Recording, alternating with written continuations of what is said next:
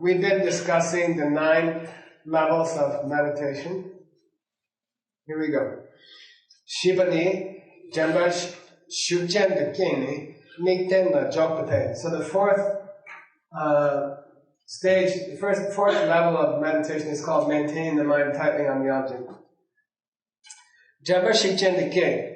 Your ability to hold the object has become quite powerful, right? Mikten la jokpa, and thus we say that you are now maintaining the mind tightly on the object. Dine mikten shor misipe. From this point on, from the opening of the fourth level, it's not possible that you will lose the object completely. All right? You won't fully leave the object and think about lunch. All right? You will always have the object slightly in mind. Okay?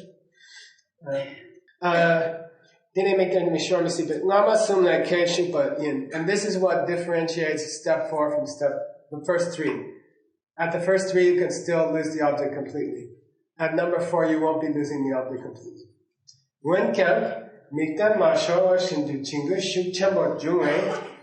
But there's an equal strength to the dullness and the restlessness that you feel as you are on the object. All right, so dullness and restlessness are attacking you strongly at this point. So you will have to use the antidotes for dullness and restlessness.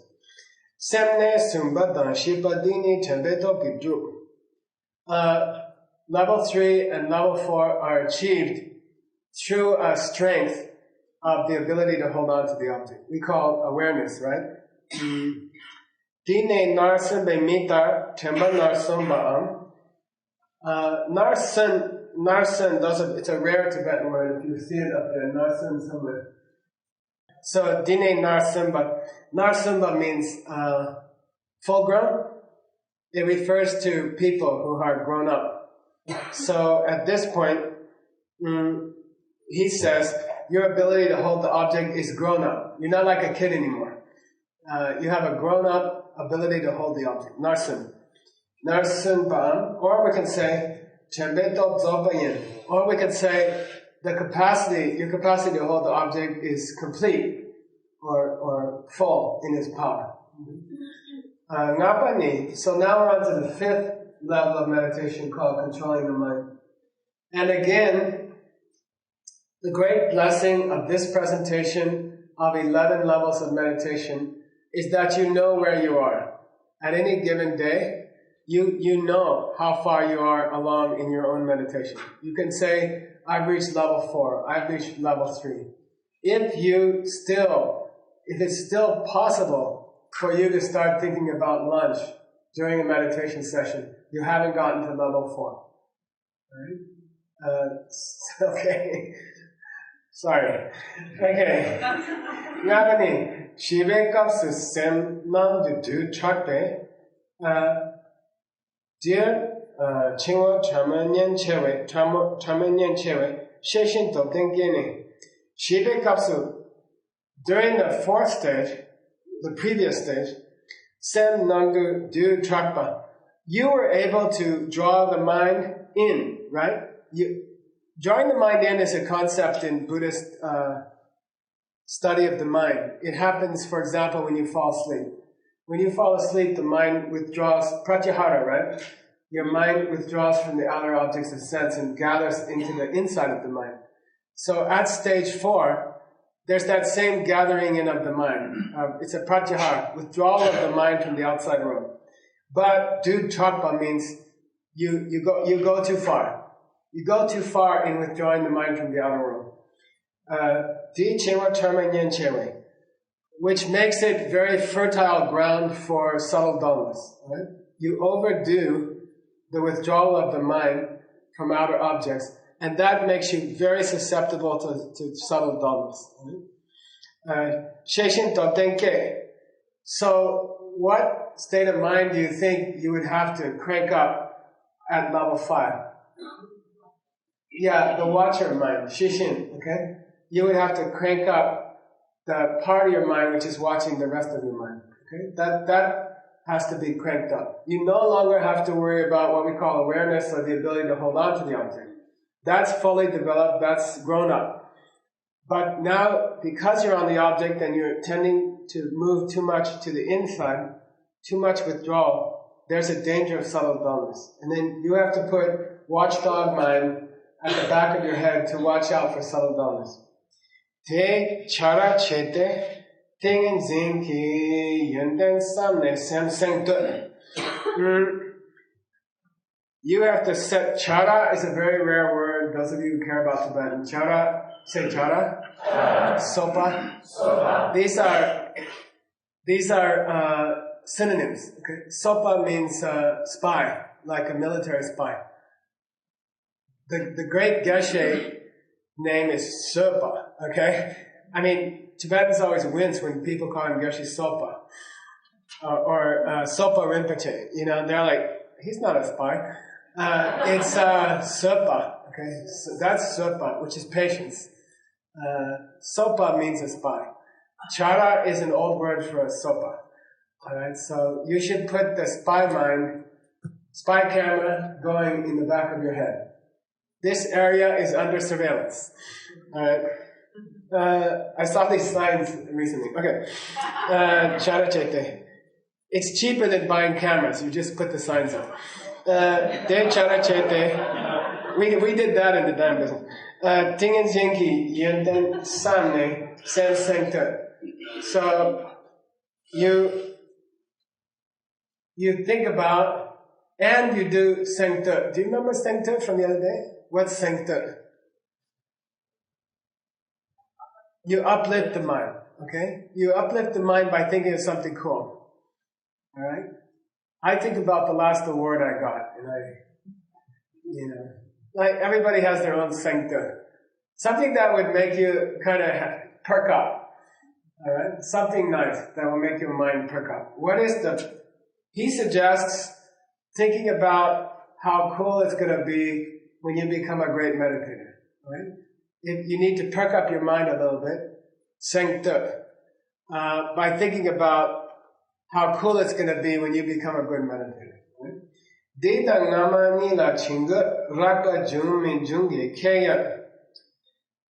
There's a distinction between the way you remember 9 levels, the way you remember the difference between the 9 levels, and in fact it's the question on your homework, is what's the difference between this level and the last one?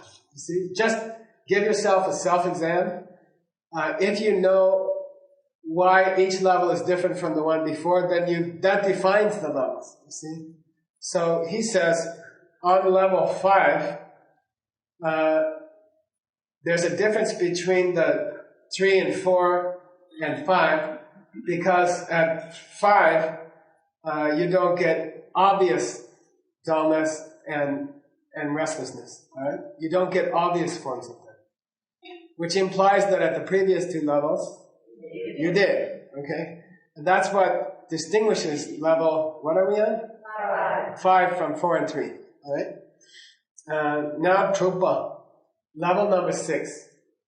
Ngape kapsu sem sento tarpe genki dir gupa chama nyenche. At the 5th level, you were perking up the mind, and you over-perked. Okay? Remember? Everything is going to go too far, and then you turn back, right? If that's constant, and don't feel bad about it, okay? You have to make a correction, you apply a correction. Perk my mind up. Think about something good that's happening in my life. And I hope I have a good job tomorrow, and I hope and then you go too far, and then you have to bring it back, okay? It's a constant correction process. And then there will be a danger of you perked up too much. Subtle restlessness. Okay? You over-perk, and you will get subtle restlessness. Right? If you get subtle restlessness,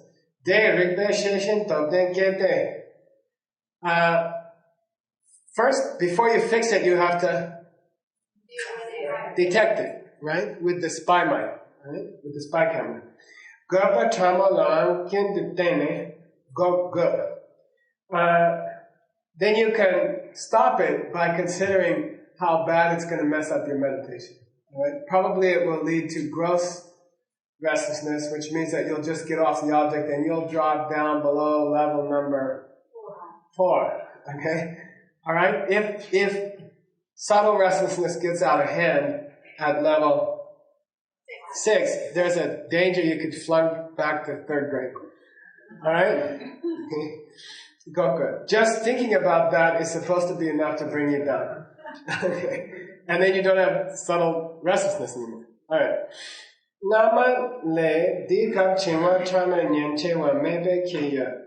What distinguishes number 6 from number 5 is that you no longer have a problem of subtle dullness. Right? Okay? Now you have a little problem with subtle restlessness because you overcorrected for subtle dullness. Okay. The power of the mind which accomplishes 5th and 6th levels is the watchdog mind. Okay? Chara or sopa. Dine shepa sheshingi top zopar sun. And at the 6th level, we can say that the power of your watchdog mind is consummated. You now possess a fully empowered ability to watch the rest of your mind. Okay? Jumbe kasu chenshe ki top zokpe chinga ke kayang. At the 7th level, both your awareness or your ability to stay on the object and your watchdog mind are fully completed, right? By then, by the 7th level, those two abilities, the ability to hang on to the object and the ability to watch yourself to see whether you're getting dull or restless, okay? These two positive states of mind are already developed to their fullest form. And therefore, it's difficult to get chingwa or gopa. It's difficult at this point to get dullness or to get restlessness. At 7, it's difficult to get them. Dene chindutor kene chinga chama la ang kindu dene pong kang tu chega.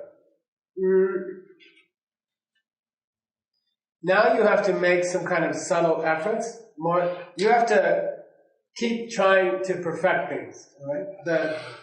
The power at this point is called effort. You have to make further efforts. It's like you're pretty good at a yoga pose, but you want to perfect it. And it almost takes more energy to perfect a yoga pose that you're good at than it does to learn it in the first place, right?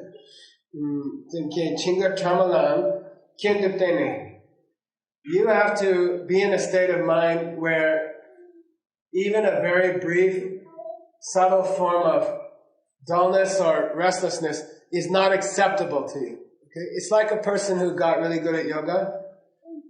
So you can do a handstand. But then you decide that being shaky in a handstand or moving in a handstand is unacceptable. You want to be perfect. So this also applies to your ability to overcome subtle and gross forms of dullness and restlessness. Any hint of restlessness, any hint of dullness is no longer acceptable to you. Data nama nila chinga chamor shorwe nyen pop cher che go mi go kiya. The difference between this and the previous level is that you no longer have any serious concern that you might fall into subtle or gross dullness or restlessness. Okay? That's a mahingak, right? What's mahingak? It implies that you might have some less serious concern, right? You have no serious concern that they might come back. Dear Chingu Chamo Tsangi Nyen Chen Meikyang, even though at this point there's no major danger of falling into either subtle restlessness or dullness, Dadu Deni Pongtak Lani Tsung Gopayin. Nonetheless, you still must make some considerable effort to prevent the two. You're still making considerable effort to prevent the two. Alright? At this point. Number 7. Napadan Jubeka Chinga Kitsur Nape Topa Yola Jumeka De Chinga Chingyang Chinjugi Kak Tupa.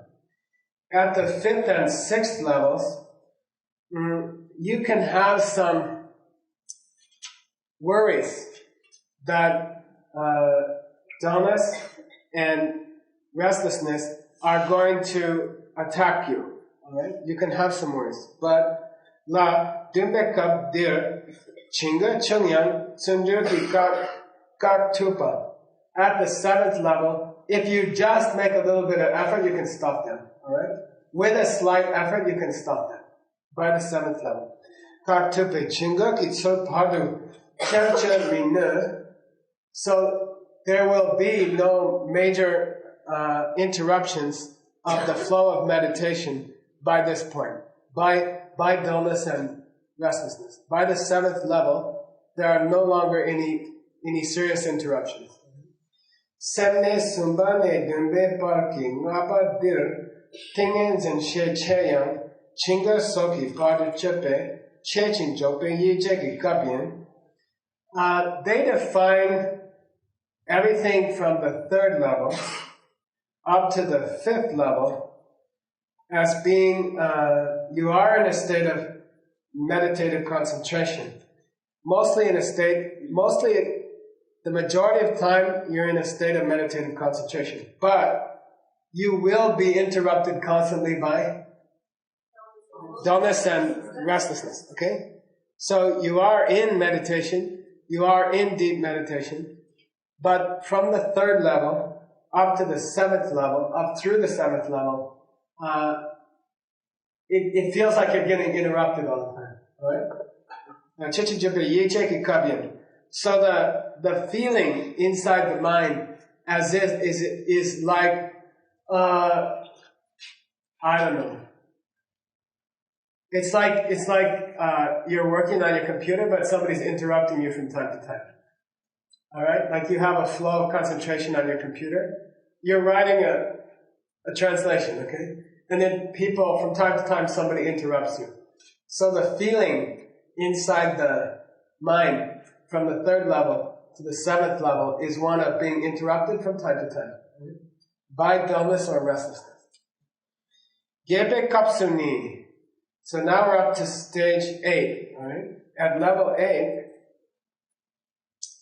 Tobar Nyambo Chen Zingi Tsurwa Chimse Tena Tungi Ring Chinga Chama on Mepa. Okay? At the beginning of the session, you exert a little effort to shut down any subtle dullness or subtle restlessness. Right? At the beginning of the session, of the meditation session, you have to put forth a little effort to shut down any form of dullness or restlessness.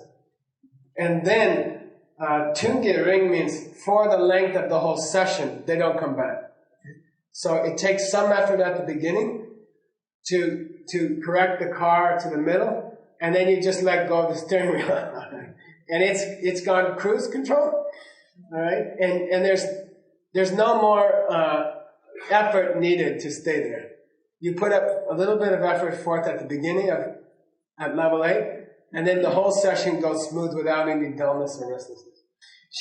Didaki kabrin shimpena drawa topdan demba dan tokashi nyamba dan topzapa nyamba tar chinga gito rinshin nyamba yimbe. He says you can compare all of the levels up to here as being they are changes in the strength of your enemy. Right? They are changes in the strength of your enemy. So, in the first levels, the draw is topden. The enemy is strong. Okay? In the first few levels, the enemy is a strong enemy. A word, someone to worry about. Right? Topgashik. Then in the middle, you feel like the enemy has been slightly, what do you call that? Compromised or weakened. There's another word. Not subdued yet. They're halfway, like they lost their tanks. In people. There's a military word, isn't there? They've been compromised. I guess compromised. Their forces have been compromised somewhat. Neutralized. In the middle stages of meditation. And then at the end, Top Zopan Nyam. Then at the end they're like, they threw away their guns and they have their hands up. And you can still call them enemy, but they don't have any power to hurt you, right? Okay?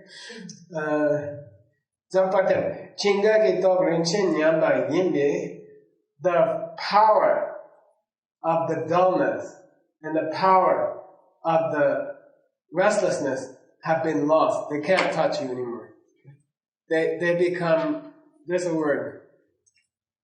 There's kind of a hard word. Impotent. Yeah, they have become impotent. They can't hurt you. Nyambe, yembe, gyupane sung. Sorry, gyupane sung. Sheshingi zuatem migoso. So, from the 8th level on, what state of mind do you think becomes unnecessary? Yeah, okay. Watchfulness is no longer necessary because watchfulness's job was to ring the alarm. Nowadays they have this alarm on the car. If you get too close to the curb or you're backing up and there's something within 2 feet, an alarm button goes off. So that can be shut off. It's not going to happen. You won't get close to the garbage cans. There's not going to be any. There's no chance for any collision to come. You're not going to fall into subtle dullness or subtle restlessness.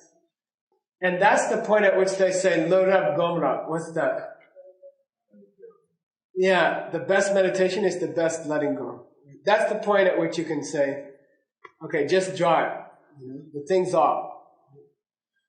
Semne gepe kap dir tua chunse tena, tungi ring chingu soki, pardu chepa mepe, chepa mepa jupe,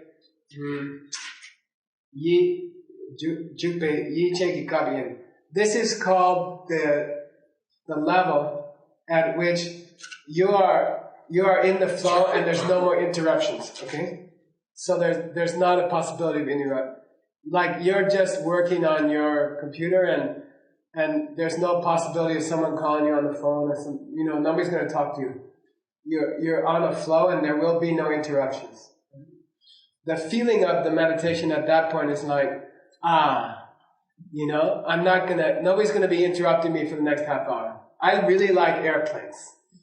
I love airplanes. They say it's a 12-hour flight, I'm like, because they just bring you orange juice and you just work. And there's not going to be any phone calls or interruptions and like that. Then they started to put phones in the business class and my boss found out and yin che ki kap yin. Semne dumba dan geba tsundu ki toka drup. The 7th and 8th levels are said to be achieved through some amount of effort. You do have to put forth some amount of effort to cruise at that point. Gupani Batsung Dan Teller Jupate, which gives you a clue about the 9th level, which is what? Effortless. Totally effortless. I like to say, you like, what do you call it?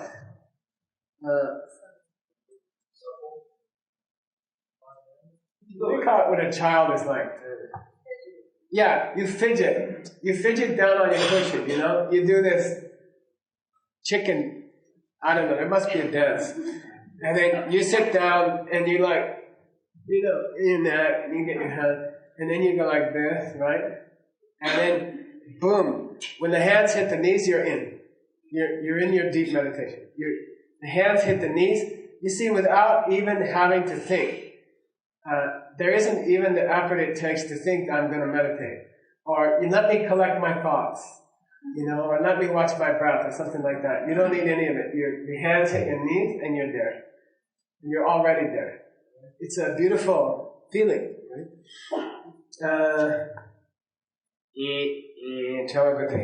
Deyan gebe kapsu yang yang dripa la tene dir betsu me par fungi drupa yin. What's happening, says Pabongka Rinpoche, is that you have got so used to level 8 that it has become automatic. You're on autopilot, okay? Because of the hours you spend at level 8. Drupa yin. You don't need the slightest effort to collect your thoughts or to calm your breath down or, you know, try to reach your object or anything like that. You just, your hands touch your knees and you're there. Karten changba chawa shiki dumba dumba tar. In the monastery, we're required to memorize hundreds and hundreds of pages of text. Okay, when you go to the debate ground, you can't take a book. I took a book one night and they laughed me out of the debate ground. You know? They said, no, you can't bring a book to the debate. You know, you have to know the book by heart, and then you can come. You know, so then you have to memorize the book. And then there's different ways of knowing a book by heart, right? You can say, what do we do? Punzog, Geleg, Che. What was that again? Chewe. Okay? Not like that. They require that you know it as second nature. Okay,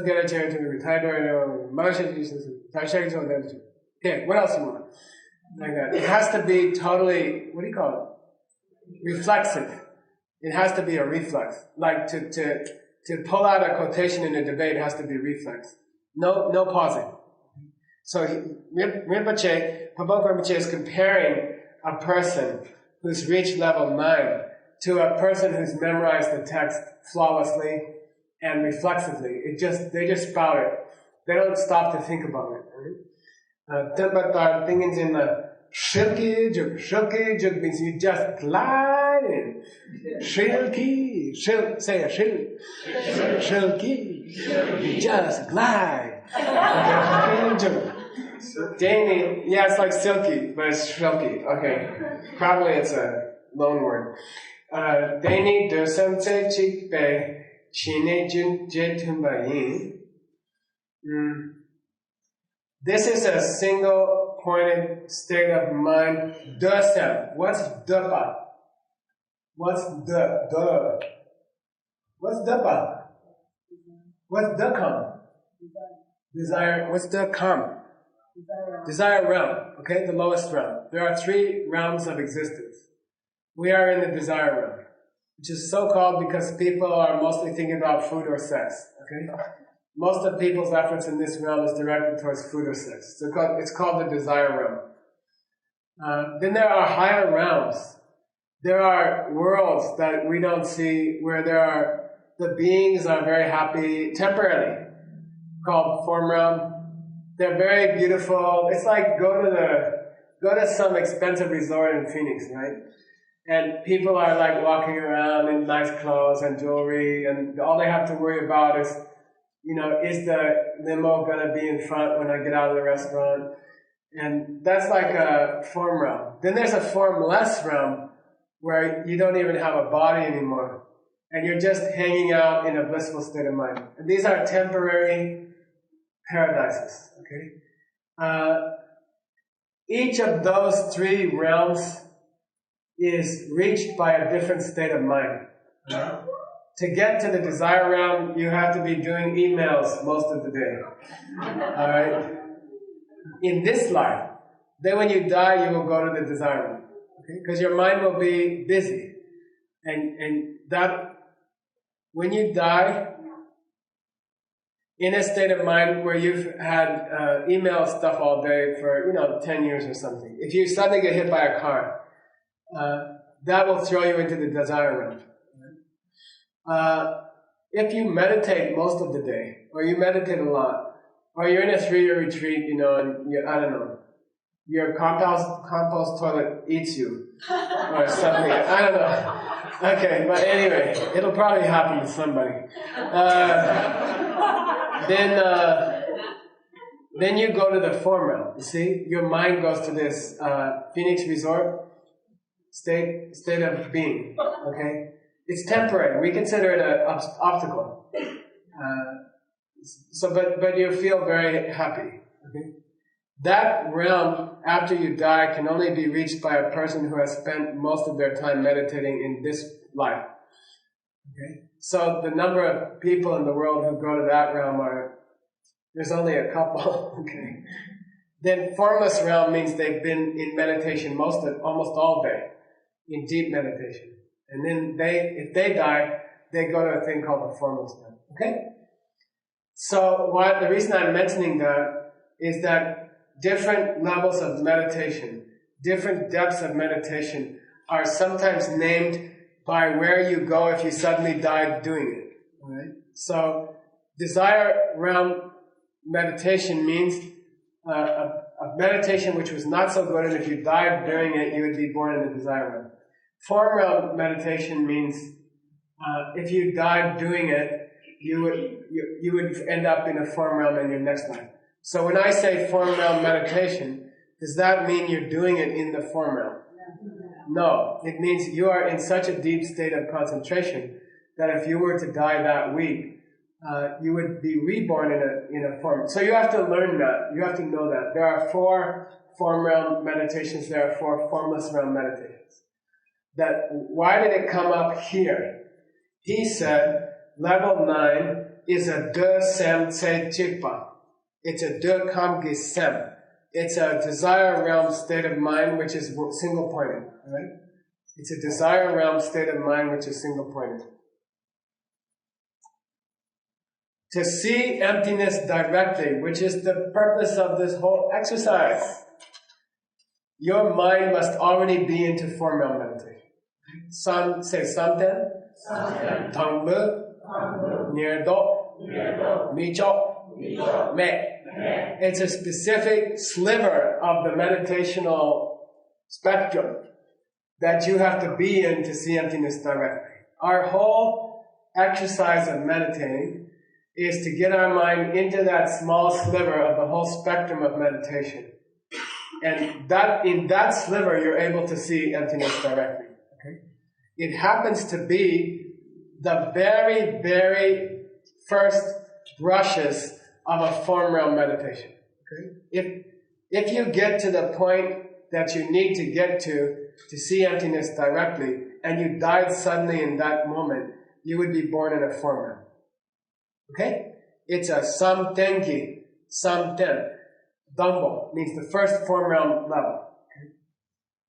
So I have a question for you.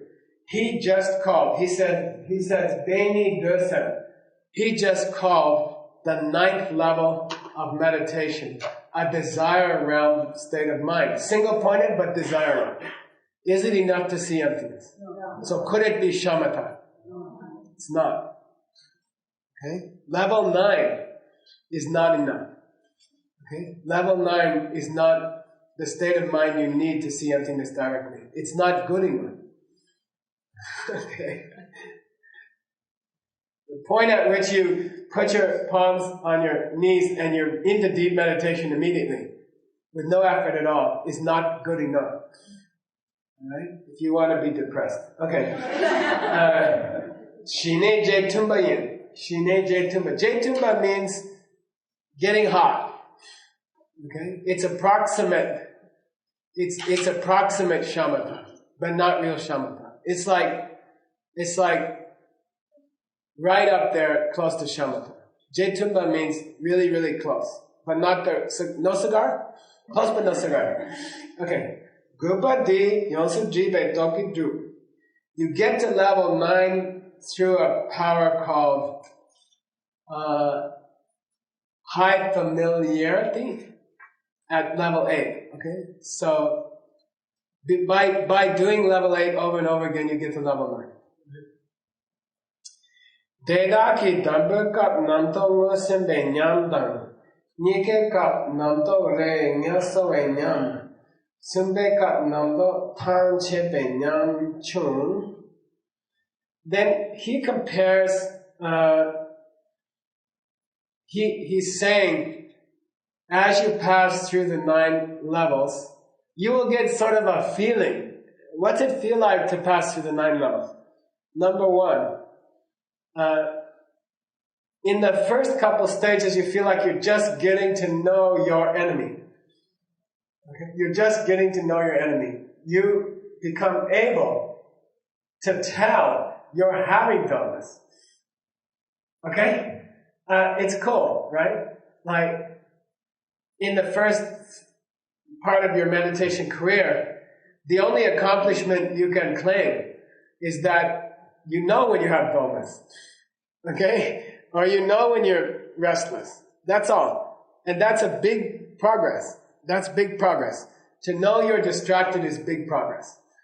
Because before that, you were just distracted all the time and you had no idea. Right? So to recognize the enemy is the feeling of the first part of your meditation life. Okay? Second part, you feel like your distractions are cutting you some slack sometimes. Okay? Like they are relaxing from time to time. Your dullness and your restlessness are not attacking you actively all the time. Like, it seems like they're taking a break once in a while. That's the feeling of the second part of your meditation life. Third part, then in the final stages of your meditation career, it feels as if the interruptions to your meditation have become exhausted. Okay? They're not just taking a break once in a while. They're too feeble to bother you anymore. They just seem to be like they're just like, what do you call it? Senile or something. Your dullness gets senile. Okay. Dorna semne dambo dani panini ne gin ring tung yula. He's gonna wrap up the 9 levels of meditation now. He's gonna wrap up the 9 levels of meditation by repeating how each level differs from the one before it. Okay? I said before, I think I made a mistake. I said how it differs from the previous 2 or something like that. It's not what the Tibetan said. We are going to review how each level differs from the one before it, and that will give you a stronger memory of what the levels are. And this is on your homework. Okay, here we go. Dona semne dambo da nipa nini nepa gin ring tung yuela. What distinguishes level 1 from level 2 is the length of your fixation on the object. How long can you stay on the object? The only difference between level 1 and level 2, well, the main difference is that in level 2, your mind is on the object a little bit longer than at level 1. Okay? How will you know that you got to level 2? There'll be a little more continuity. Okay? There'll be a few minutes of continuity. Nipa dan sumbani yengwa gyuring tung ye. What differentiates the 3rd level from the 2nd is the length of your distractedness. The sustained, what do you call it? The length at which you can have a sustained distraction becomes what? Less. Okay, good. Yeah. You'll know you got to 3 from 2 if the time that you are thinking about lunch gets less. But it's still there, and it's still sustained, but it's shorter than it was before. Sumba shipa nini mikten shor simi sipi kebayor. What separates level 4 from level 3 is whether or not you are even capable of losing the object anymore. At 4, you are not capable of losing the object completely. At 3, you are still capable of losing the object completely. So how do you know that you reach 4?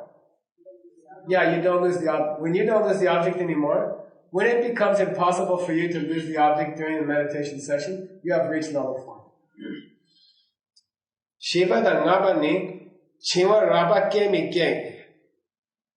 What differentiates 5 from 4 is whether or not you can still get gross forms of dullness. Right?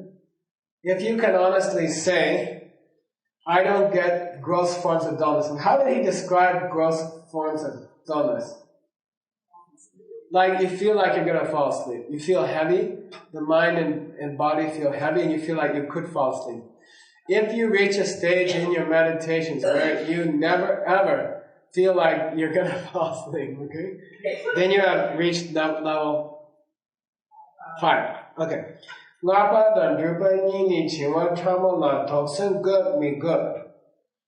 What separates 5 from 6 is whether or not you have to worry a lot about getting subtle dullness. Right? What separates 5 from 6 is whether or not you have to worry a lot about getting subtle dullness. This is all just words now, okay? I'm just, telling you words. In January, we explore the real thing, We say, we'll do like meditations, we'll say, did you lose the object today? Did you lose the object in the last 5 minutes? Or are you getting dull right now? And like that. We'll do it experientially. I'm planting a seed. I'm planting a crop which I'm going to reap in January. Okay? I'm just planting seeds. And then I want you here in January, and then we're going to bear fruits, right? It's going to bear fruit. Okay. As Allison would say. Dharma se Trupar Gopar Chamo Kewa Lama Le Nyumo. He adds another qualifier to level 6.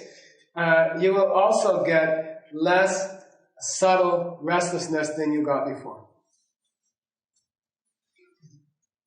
Drupada Dumbanini, what's the difference between level 7 and 6?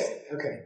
Chinga Chamo Shor Nyankito Sun Chamo Go Migo Dan. Is there any serious possibility that you will get, that you will fall into subtle dullness or subtle restlessness? Done.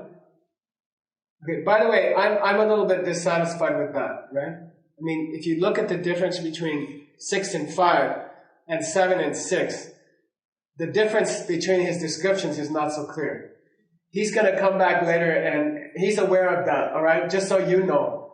He's coming back later to make some more comments on it. Because it's not, even for me to teach it, it's uncomfortable. I don't see a big difference between them, okay? The difference between 7 and 8 is whether or not you have any dullness or any restlessness at all.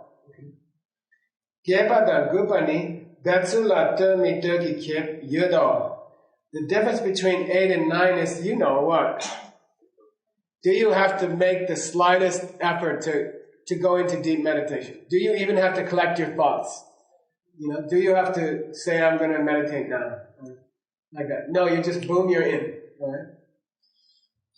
Now he qualifies the 7, the thing about level 7. Dumbe kap chinga gok tsamne, der shor top kinyen cher che migula. At the 7th level, you're just shutting down dullness and restlessness, but there's no great need to be overly concerned during the session. You shut it down, but you don't have to be very, vigilant, like that. He calls it concern. You don't have to have any great worry that they're going to come. They come a little bit and you shut them down. But it's not like you have to think, oh, I'm at risk of those happening. You don't feel at risk of them happening. They happen slightly and you shut them down, but you don't have to have a sense of being at risk for them, okay? Gurla, Perna, Jada Tabna, De Dog Shendu Tang Sinne, Dog Sun Chermi Gupar. When you are in a boxing match, okay? and the other guy is tuckered out completely, then you can let your guard down, you know? Like, you don't have to be like, because a guy who's not tired out yet, he can still throw a lucky punch in Florida, right? Like, there's a thing in boxing where you have to stay aware of, just have to constantly stay aware, even if you're a superior boxer, because the other guy could just get one lucky punch in and knock you out, right? But at stage 7, he's so tired out that you don't have to look for the lucky punch. You don't have to worry that dullness or restlessness is gonna be able to sock you a good one when you're not looking. All right? You don't have to be looking out so carefully. Got it? Okay. Then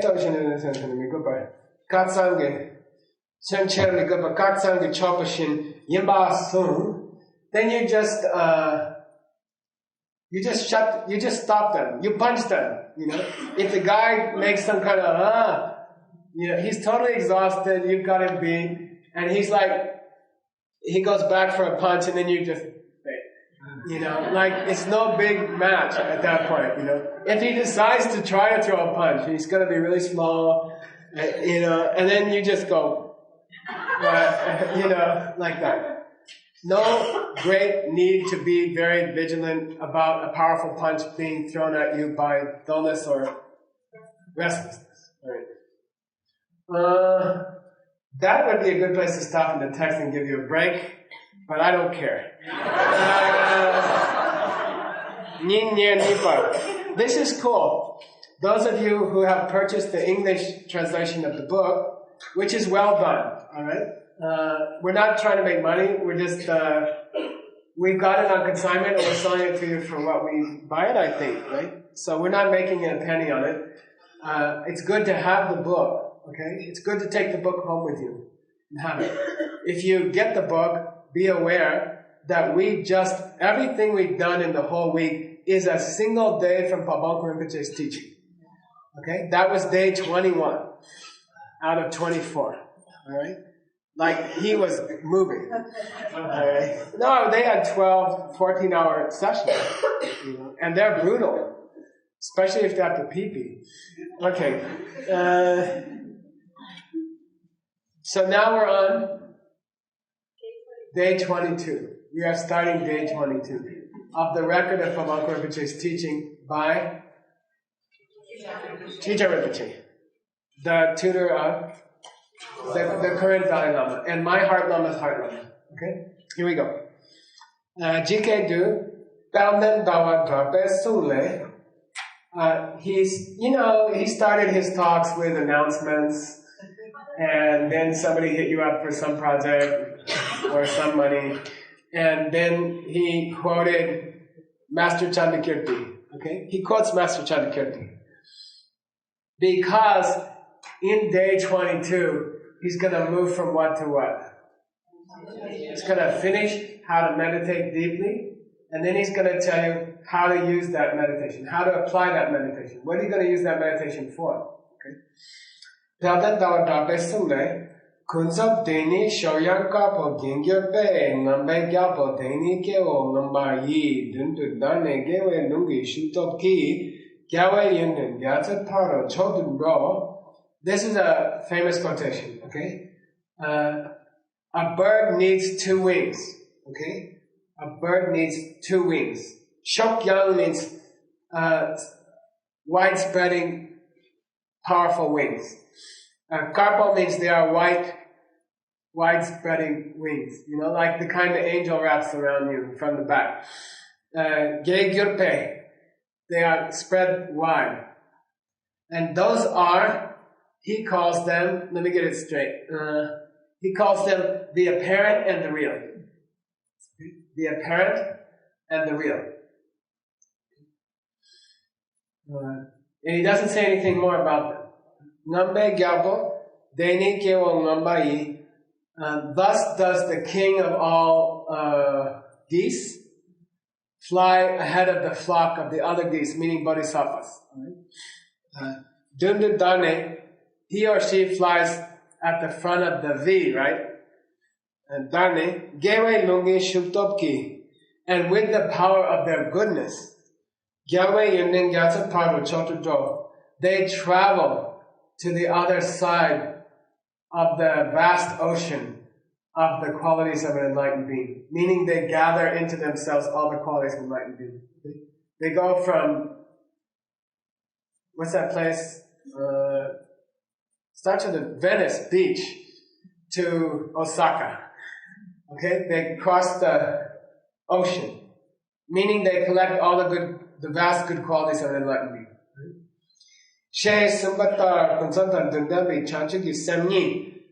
The apparent or the deceptive and the real or the ultimate, he says, as referring to the wish for enlightenment. It is referring to the wish for enlightenment. Okay?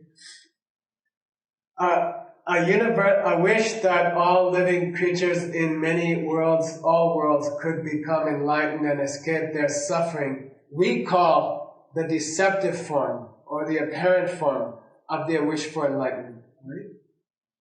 It is still wrapped up in the deceptive world.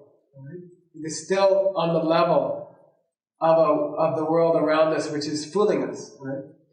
And then there's a higher form of that mind, which is called Dundam Changchukki Sem. Say Dundam Changchukki Sem. Which they call the ultimate form of the wish for enlightenment. The ultimate form of the wish for enlightenment. And that is, it's just another word for the direct perception of emptiness. Right? It's just another word. The ultimate form of the wish for enlightenment is just another expression for seeing emptiness directly. Right? We talked about it the other night, I think, right? You need both wings. The most lovely bird you could imagine, but if they had one wing cut off, they would just flop on the ground. We had a, what do you call it? Last time we went to Sanpanja, there was what was that thing? A pelican. There was a pelican. And apparently he had broken a wing or something. And he was flopping around the beach. And the local people were going to kill him. And then one of the students in the class, he said, one of the students in the class said, I'm going to take care of the pelican. You know? So the whole 6-day, 7-day teaching, he took care of the pelican. And the pelican bit him countless times, and he was running around his room, and he had to clean up these huge poops from his room. And then the last day, it was cute, because the last day he said, well, I gotta leave, I gotta go back to America. And he paid some Mexican person to keep the pelican. And he handed the pelican to the Mexican person, and the pelican flew away. You know, on the handoff, he flew away. So I guess it was just strange or something. But to have a single wing, it's no use for a bird. You know, he will die. He can't eat. He can't do anything, right? So, if you do good deeds, if you try to help, if you try to save the world without understanding where the world is coming from, you are like a bird with one wing. You are as ineffective as a bird with one wing. If you try to save the world without knowing where the world has really come from, you are like a bird with one wing.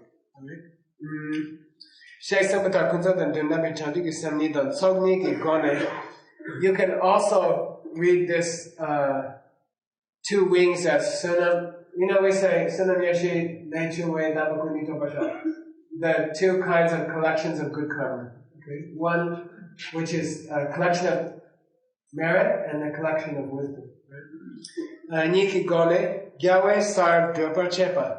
If you want to save the world, and if you have the understanding which will give you the capacity to save the world, then you become an enlightened being.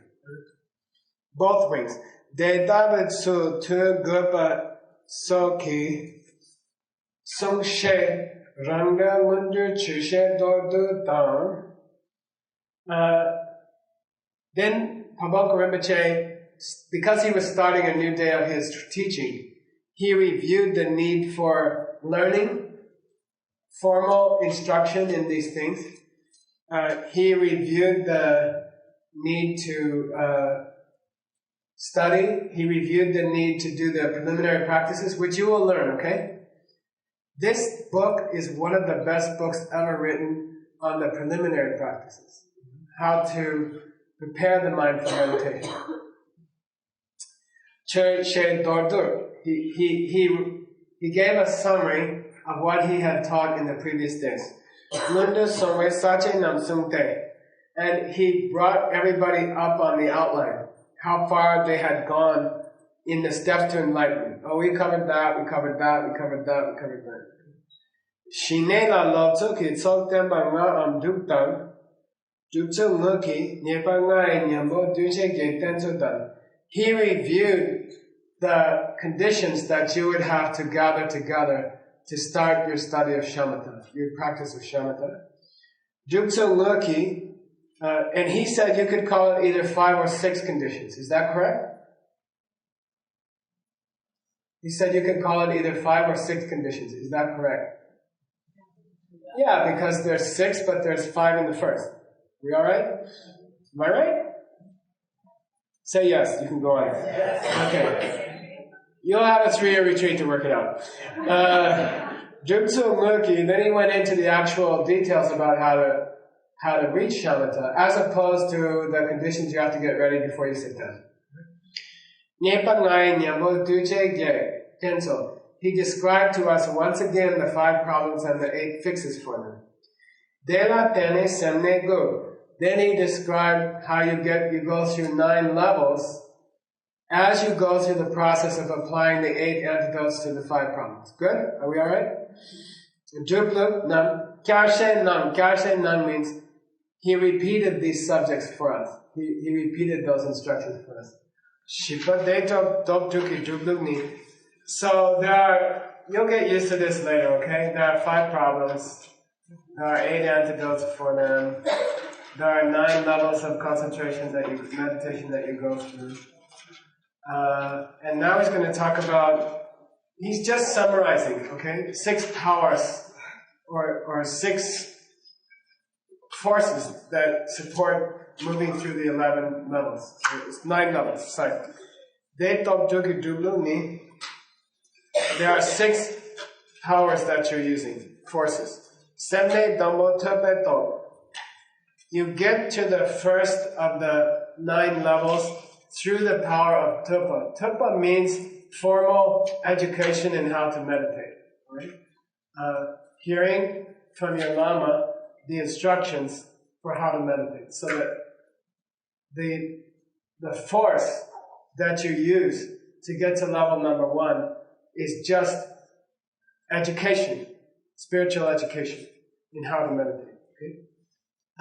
Nipa Sabeto. You reach the 2nd level of meditation, which is what? Keeping the object and the mind with some continuity, some brief continuity. That's achieved through Sampa. Sampa means careful consideration of what you heard in class. Going home and thinking about what you learned in class. That's the 2nd of the 6 traditional powers. Sumbata Shipani Tamba. You get to keeping the mind on the object with patches where you lose the object, and you get to maintaining the mind tightly on the object through the power of your ability to hold the object, right? We're calling it awareness. Napa Trupa Ni Sheishin. The levels called controlling the mind and quieting the mind are accomplished through the power of your watchdog mind, your watchfulness. Duma Dangeba Ni Tsundru. The 7th and 8th levels are accomplished through the power of making some effort, applying some effort. And then level number 9 is accomplished only by, habituation or familiarity with what you were doing at level 8.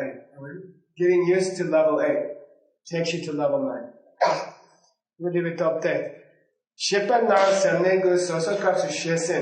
I talked in detail. These are just summaries of what I already taught you in detail yesterday. Pabongka Rinpoche.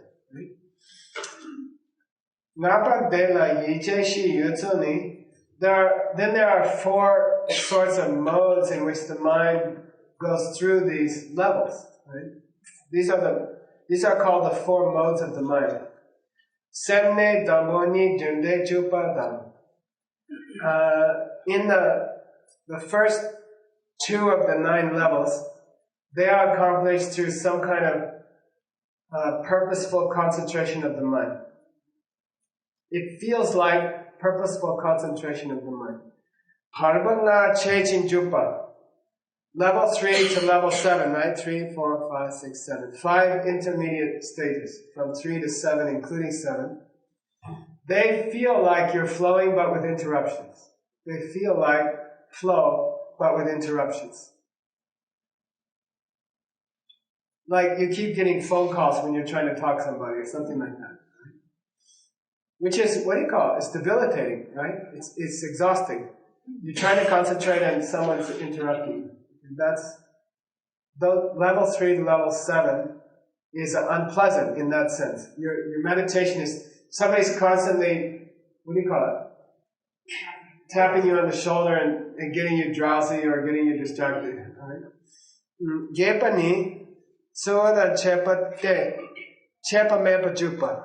At the 8th level, you are making some effort to be there, but there's nobody interrupting you. Okay? It's a flow without interruption, but with effort. Then Gupa is a flow without interruption, which is spontaneous and has no interruption. Alright? Got it? Deyang semne dambo da nipa niki kap chinga she chechung she cheshing tingenzin nyung she le ni onwe chinga ki tingzengi pardu chumi chuki tane jorin. This is a joke, okay? What's the feeling you have from level 3 to 7? Interrupted. You're trying to concentrate and somebody's interrupting you. Right? Why doesn't that apply to level 1 and level 2? There's no flow to interrupt. Okay? Got it? That's what he's making a joke. Okay? Like level 1 and level 2, there's not enough moments of meditation to say you were interrupted. Okay. Chandrakirti medita shakti. Pabongka kapchen she jimi grapa minkyan. Dingen na nepa rendi jeje song shin chinga ki pardu chekin chukin jupena chechin jupan. What is it that characterizes the 8th meditation level? What was the feeling? What did he say? Huh? Yeah, was it?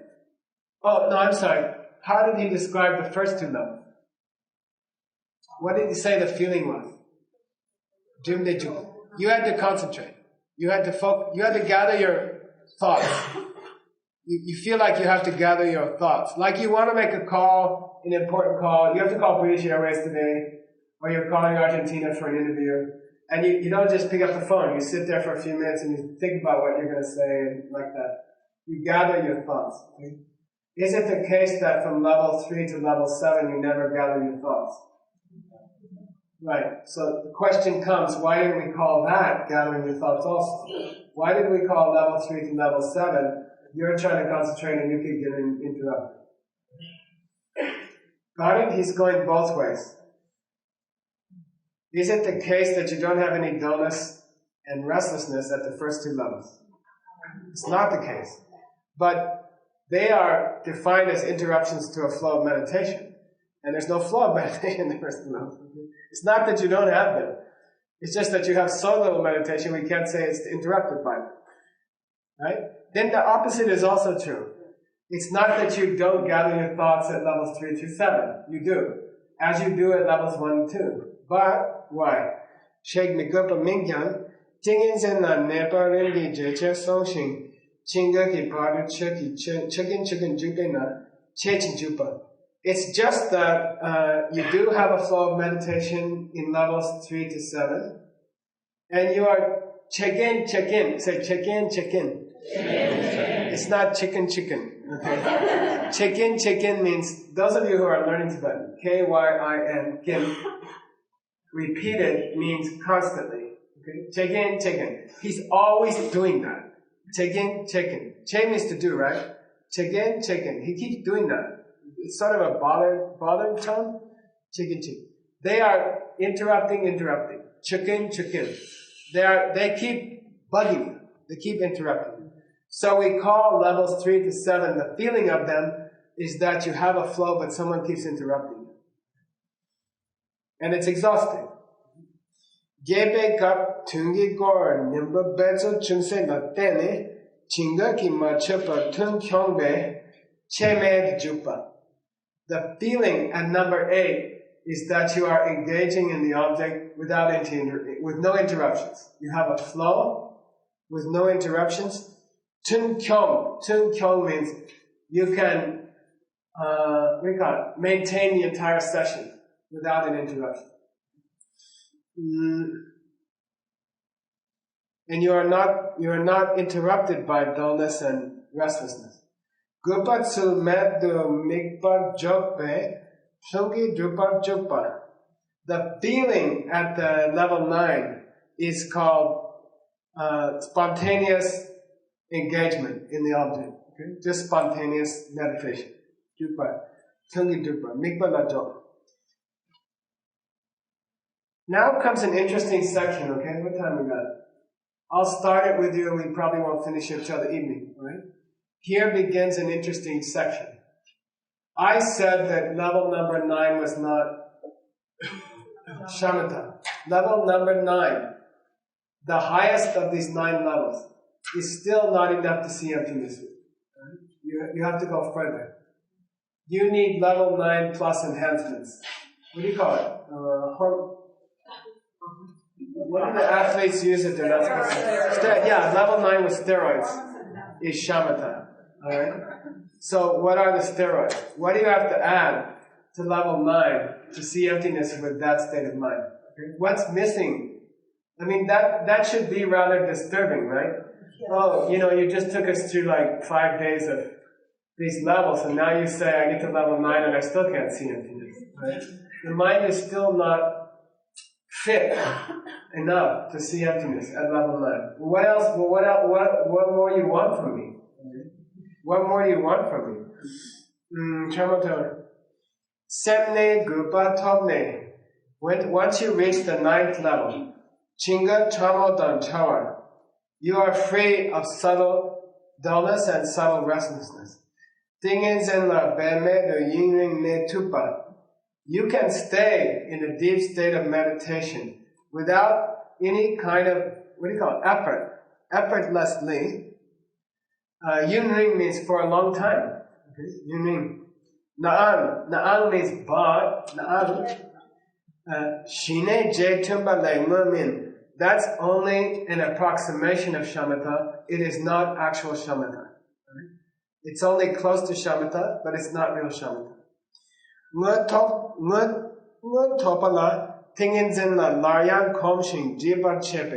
So here's the crux of the point, right? Here's the crux of the point. How do we move from 9 to real shamatha? What do we have to do? What more do you want from me? He says, if you want the real thing, you gotta go back to your practice and keep getting a greater familiarity with it. You gotta keep at level 9, stay at level 9, and get more and more accustomed to level 9.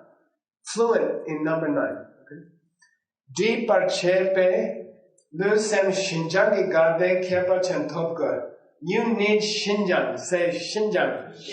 Shinjang. Say Shintu Jawa. Shintu Jawa. If you're in the monastery and you want to say somebody's a real, I almost said asshole, okay? And you say, like you come home and you're really upset at them, and you don't say he's Yapasakan, which means an eater of certain substances, okay? I saw the Dalai Lama in Tucson, and he has this Oxford-trained translator, right? And the Dalai Lama said, you know, people bug you, you have to be patient, you know? And then they bug you again and you have to be patient, you know? And they bug you one more time, you gotta keep your patience. But if they bug you after that, tell them they're a kyapasake, which means a poop eater. But he didn't say poop.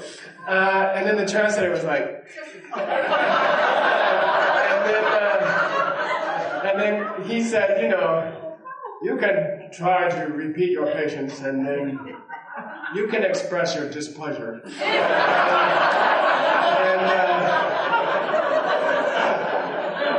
His Holiness is really, really funny. In Tibetan, he's a riot. In Tibetan, he's a riot. Thank you. Luckily, he has this. Okay. So, why did I mention that? Oh yeah, Shinjang. So if a guy comes, if you're really upset at somebody, you don't just call them a bad name, you say Shindu. Shindu means unbelievably X. Shindu means like indescribably stupid. Shindu Kupa. You know, it's not just dumb, it's Shindu Kupa. He's like super Kupa. Super dumb. Alright? Shindu means, Jang means, get this, okay? This is difficult. It's very hard to describe Shinjang. Okay? Shinjang is very difficult to describe. Jang means you're good at it. When Rinpoche got to explain in Shinjang, the only way he described it, he used to love to watch the Olympics, you know? He made me sit and watch the Olympics with him over and over, you know? Through many Olympics, right? But he would love the gymnasts, and Shinjang means that agility, okay, which results from frequent practice. Not just frequent, but constant practice. The agility of an Olympic gymnast is Shinjang, okay? But it's divided into physical and mental. It's divided into physical agility and mental agility. And then it's also tempered by the idea of great pleasure. Okay? It feels really good. Mentally and physically, you feel high. Right? You're extremely agile, strong, practiced,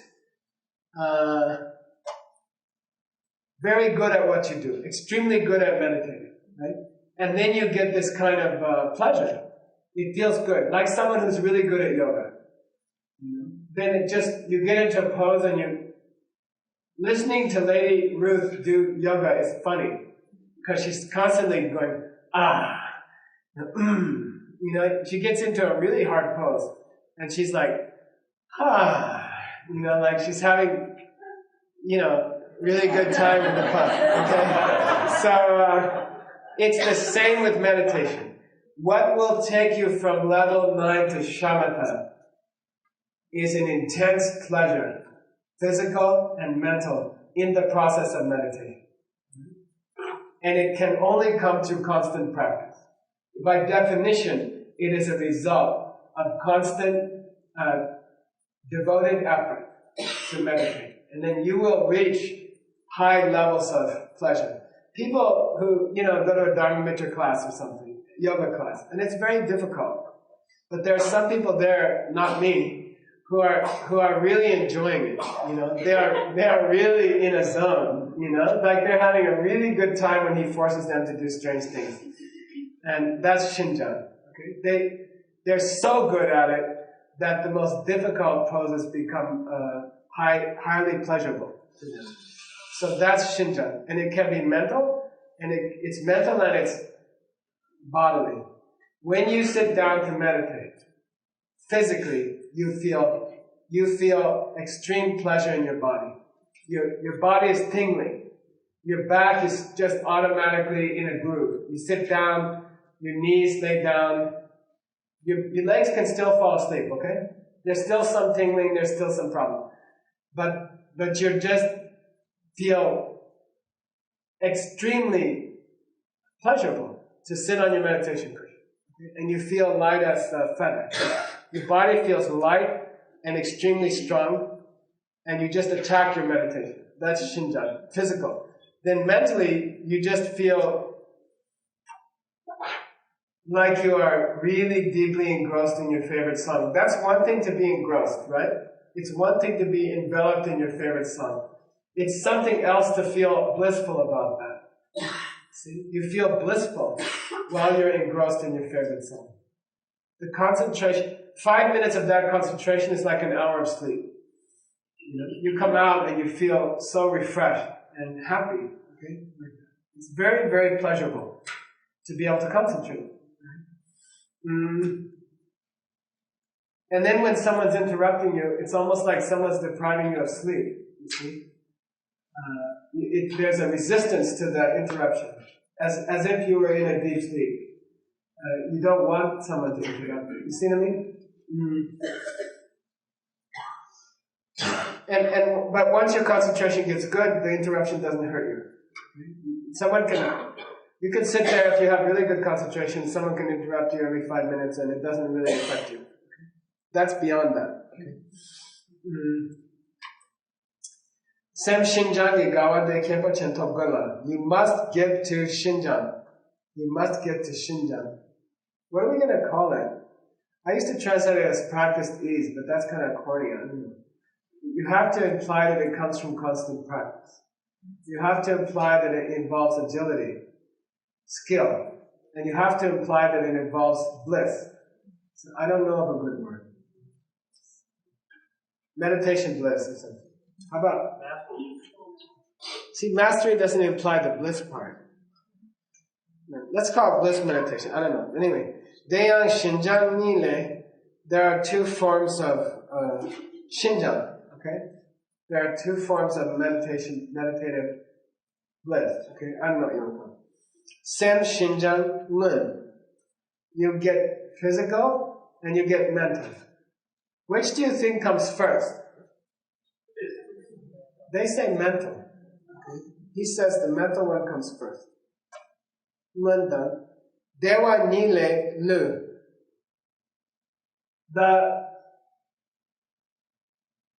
The being skilled at meditation comes to what first? Let's put it that way. The skilled part comes to what first? Your body or your mind? Your mind. Okay? But the bliss part comes first. Where first? Then they say your body. You see? The skill part comes to your mind first. The bliss part comes to your body first. Alright? By becoming skilled in meditation mentally, that triggers a bodily reaction. Then that bodily reaction creates a mental bliss. Alright? Like it's a 3-part flow. Dewa Nina Nushinjana. Deyang Luki Nengen Nenki Lu Shiwe Nyam Chen Go La Denyam Chen Go La An Lepa Chi Pemba Tawashi Tasha Shula Lakpa Tsame Repa Tawashi Ju. I'm going to do this one because it's a little technical and we're in the mood. And then we'll stop, okay? He's describing the question that Teddy had the other day. Teddy was describing a heavy feeling in the top of his head. And well, how does that relate to meditation and what should I, And that's an important sensation during meditation. Because it is an indicator of the movement of certain prana. So here's a rare case where outside of Tantra, he's discussing prana. So Pabongka Rinpoche goes into a description of the movements of prana triggered by deep concentration. Right? So pranic energy, inner energy, is moving through your body triggered by deep states of meditation, right? They are looking, Neng Ngan Len. Neng Ngan Len is an extremely difficult word and an extremely difficult concept. Say Ne, Ngan, Len. Neng Ngan Len.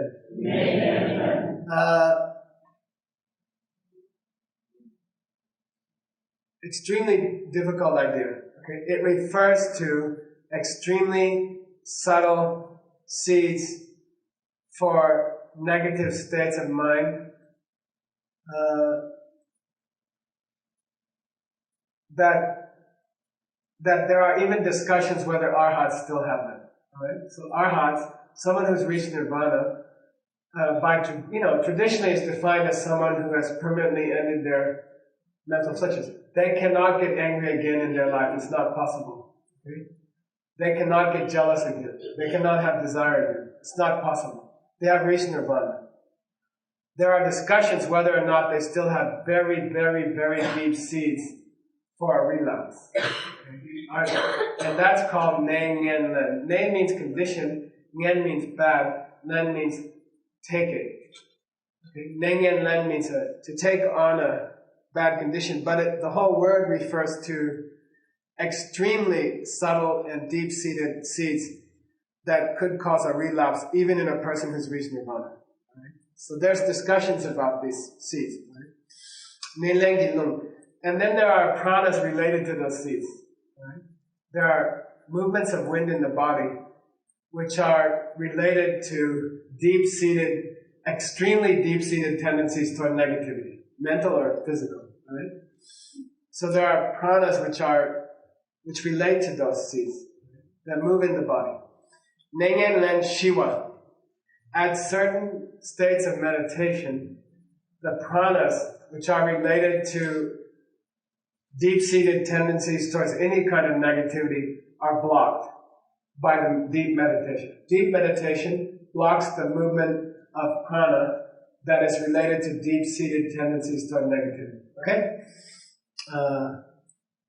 Very deep states of meditation can prevent the movement of negative prana in the body altogether. Right? Even tendencies, deep-seated tendencies, not, manifest negativity. Even deep-seated seeds, tendencies can move on prana, but those are blocked by high states of meditation. Shiwe. Then you get, that's what's happening in Shinjang, okay? That's what he's describing. Why do you feel high? Why do you feel, in the groove? In the zone. This is in the zone. Shinjang means in the zone. Why do you suddenly feel in the zone? What's happening? He says it all goes down to your inner body. It all boils down to your inner body. The prana, which is linked to the deepest tendencies towards negativity in the human being, is stopped. Right? That prana is stopped. Shiwe Nyamchen. Then you get this blissful reaction. Because you have been plagued by those negative winds for your whole lives. Billions of years you've had subtle movements of thought in your being which were disturbing and harmful to your health and to your life. Right? And then suddenly those are blocked. You don't have a single movement of prana within your body of a negative nature anymore at all. And then you suddenly feel, you've been banging your head against the wall for billions of years, and then suddenly you stop. And then Shinjang. Okay, wow, that feels good. Shinjang. Nyamcheng. Go-La'an. He says, even the top of your skull, you will get some kind of indication. The upper part of your head. Okay? Go-La'an. Lepa Chibemba. Lepa Chibemba. Lepa Chibemba means, and this is a very difficult subject, and it takes a lot of personal experience. And you have to be at a high level of meditation to even get it, right? But some heat collects here, at the top of the head. And there, even physically, you get some change in your appearance. And then heat collects here, and then there's a feeling of, I don't know. The other day, my boss was asking me to fix the knobs on some drawers. And they had a whole set of knobs they had bought 5 years ago, and no one had put them in. And I found out why. Every one was a different length. You know, every drawer was a different screw. I had to go to Home Depot and buy 12 different sizes of screws to fix it, you know. And then, but then they were very high quality handles. They were knobs, but they had poured lead into the middle of them, and they had substance, you know. And when you open the drawer, it feels different. It has some kind of, you know what I mean, weight to it. So that's your head feels like that. The upper part of your head, there's some inner heat. There are physical reactions that happen to your head, and then it just feels like it's encased heavy. And then the scripture says, Deva Mimba Mayimba. It's not an unpleasant heaviness. It's a kind of a pleasant concentration of energy in the top of your head. Okay? And then he gives an example to explain what it feels like. In the monastery, you are always, one of the main things to do when you're bored is to shave each other's head. Okay? Because you constantly have to shave your head in the monastery. So, you know, they don't have electric shavers. Somebody has to sit there carefully and with a straight razor and shave your head. And it's kind of like a day off. It's like going to the beautician. Say, you know, today there's no debate today. Let's do trashar. I'll do you, you do me. You know, and you sit there and it's kind of pleasant. You know, except in the winter. Okay, and then it feels cold. You know, they splash water on your head and they start shaving. And if it's cold outside, it feels uncomfortable. For some reason, they do it outside. I don't know why. Maybe it's less mess. People do it outside their meditation cell for each other.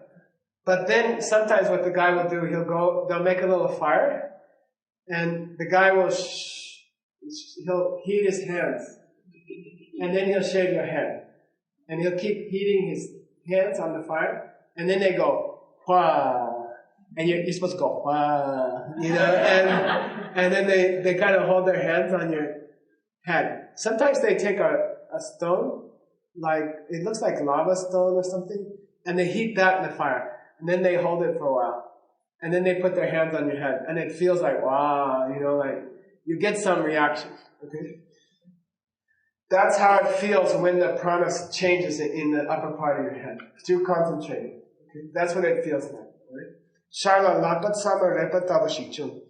Dema tax sem nyomombe choksu kyrne gewala kang dedu ko miruma nengen len shine sem Shinjang ke. You will reach right after that a point where there's a resistance, right? If there's any resistance of the mind towards doing good things, right? Like somebody says, let's go to, I used to say, let's go to a movie, and everybody say, yeah. And I'd say it's going to be $18, and they're all like, yeah, but it's Star Trek, the new Star Trek movie, or what was the other thing? What was the Princess Leia thing? Star Wars. You know, we were like in New York, and somebody said, hey, John Stillwell can get everybody tickets to the opening night of the new Star Wars movie, right? And everybody plopped down $50 like that, you know. Suddenly everybody had $50. And then we were like, could we have a donation for the readers, you know? $6. And everybody's like, you know. So this resistance that you have to do a good deed, right? The resistance that you have to doing something nice. See, he's describing Nengen Lemba as that. Subtle resistances to doing goodness. Okay? Subtle resistances to doing goodness, where you are unable to rouse yourself to the goodness. Gul Minruwa means you are unable to. Gul means what you do to an Indian bullock when you want him to turn. You like whack him up with a stick, right? That's called gulwa. How would you say that in English? Urge is too soft. Prod is good. Okay? Due to your subtle resistances to doing goodness, it's difficult to prod your mind. Okay? But at this point, because the pranas which resist have been pacified, subdued, those pranas have been shut down. Then suddenly, you can do anything with your mind that you want to, and that feels great. Your mind is under your complete control.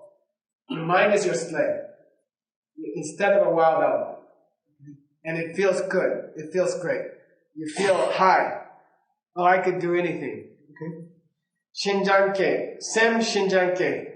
Then you feel mentally, you feel in control of your mind. Shinjang, mental Shinjang. De tu lu Shinjang dembe lu le lu la kyabar. Because of the shutting down of the prana, which is linked to subtle negativities, right? Another kind of prana rises in the body. A different kind of prana rises in the body. What is that?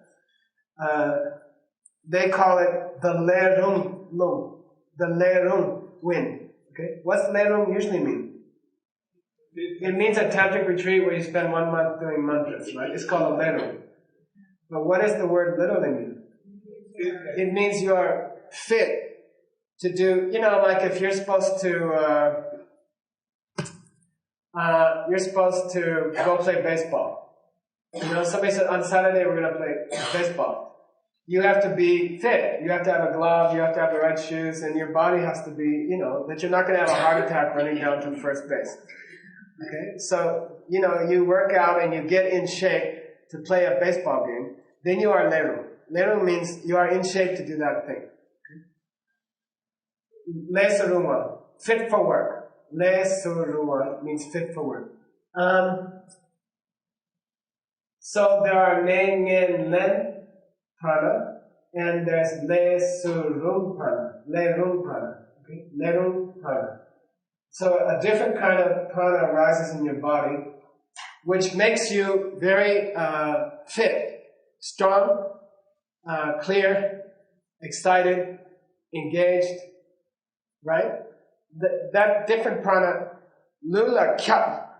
Lula kyap means what? Lula kyap. It covers the whole body. It pervades the entire body. This new prana, I can do anything prana, spreads throughout the whole body. Gyupe, run, gyu means it courses throughout the body. Luking nengen lendon dame, then that prevents you from ever having that negative prana again. Chame, lu gewe chawa la,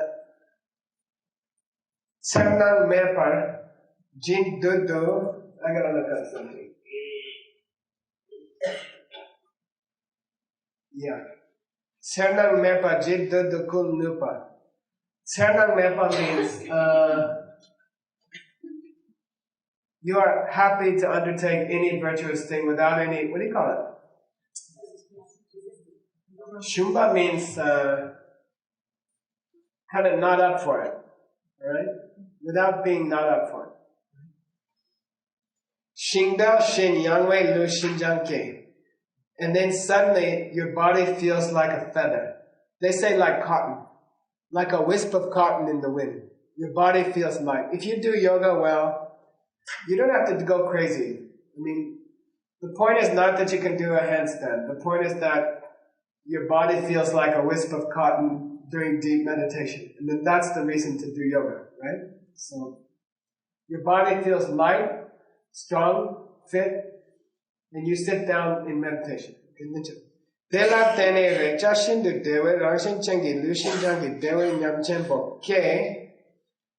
From this practiced feeling of the body and lightness of the body, suddenly you get a bliss. Okay? What do you call it? You get like jolts, not jolts. You get,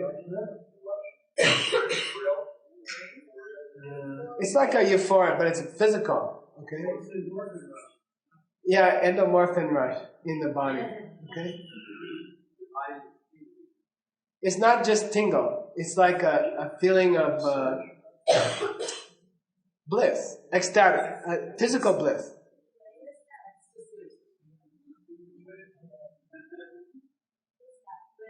Near orgasm.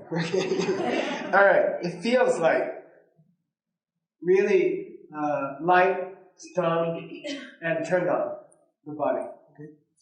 Dadu nyamba shakte ranula sope nawa shenyam kaya me charwa lu kyang mikten la tim nyam chengi sem Shinjang.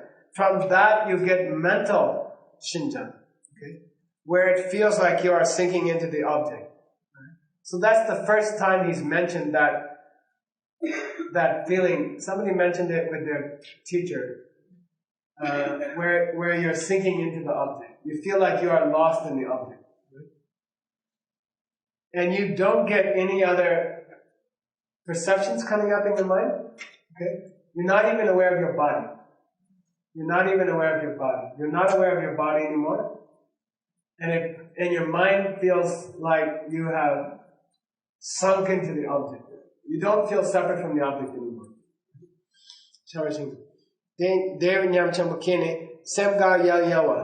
And then you get this really happiness as opposed to physical bliss. So first comes physical bliss, and then comes an emotion of deep happiness, deep pleasure. Okay?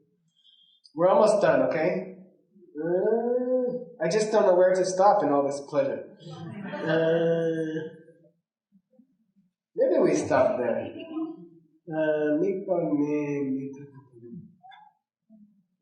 I'll go one more line, then we'll pick it up in the middle of the bliss, okay? And then you get kind of a, what do you call it? Paradox? What do you call it when there's a problem? Dilemma. Who said dilemma? That's good, yeah. Then you get sort of a dilemma. Have you lost the object? Yeah, because you sunk into the object, right? You sink into the object, and then you feel like, where'd the object go? Okay? Because it doesn't feel like it's out there anymore. It feels like you're in it. It feels like you sunk into the object. And then you might get a little weird feeling at that moment that maybe I lost the object. But you're in the object. Alright? Okay? We'll stop there. Ningbo, it's page 360b, third line. Okay? He's about to get to Shamatha. And you can feel it, right? You're close to Shamatha.